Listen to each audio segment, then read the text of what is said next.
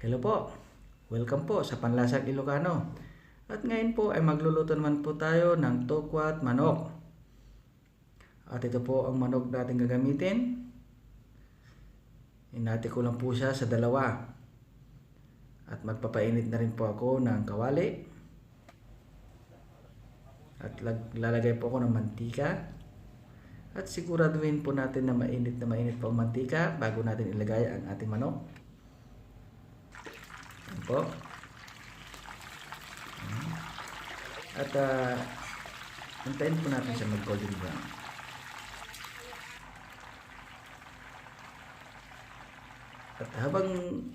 At habang nagpiprito po tayo, maghiwa na rin po tayo ng tokwa.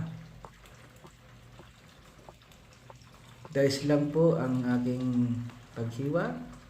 Ayan po. Nasa sa inyo na po kung anong gusto nyong hiwa. Slice. At umpisan na po natin siyang magprito. At hintayin po natin maging golden brown ang ating tokwa.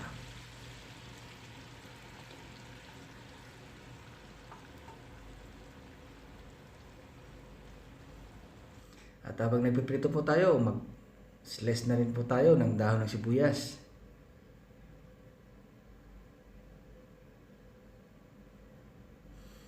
Ayan po, ganyan po ang aking hiwa. At isisunod ko po ang puting sibuyas. Malilit din po ang aking hiwa ng ating sibuyas.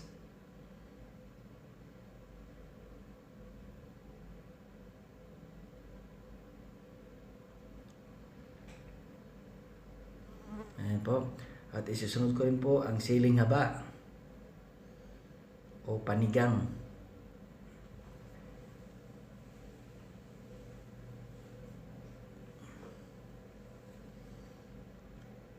At ang magpipigay po tayo ng lemon.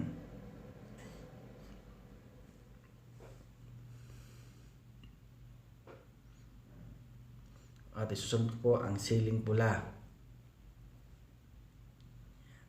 Yan, hiwain po natin siya ng maliliit.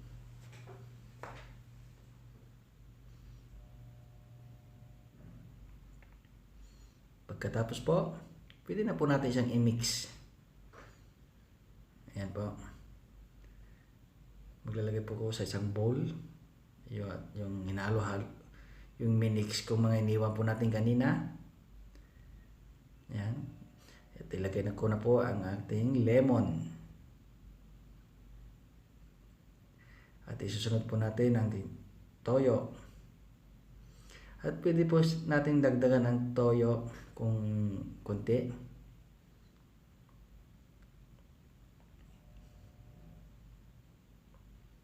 At maglalagay din po ako ng paminta.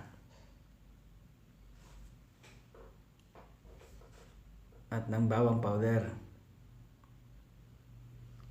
Pagkalagay po natin, pwede na po natin halu-haluin.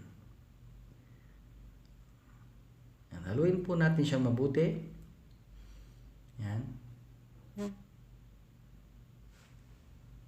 Make sure po na mahalo po natin siya mabuti. At isit aside po natin. At maghiwa na po tayo ng manok. Yan. At nasa sa inyo na po kung anong gusto nyong hiwa ng manok. Maliit o mas maliit pa. At ilagay na po natin siya sa lagayan. Ilagay po natin sa canister. At ilagay na rin po natin ang ating tokwa. Yan, pagkulin po natin. At pwede na po natin ilagay ang ating mga tinadtad kanina, mga iniwa-hiwa at ating tinimpla na sausawan. Ayan po. Napakasarap po nito. At napakadali pong gawin. Ito na po ang ating tokwat manok. At sana po nagustuhan yung video na to.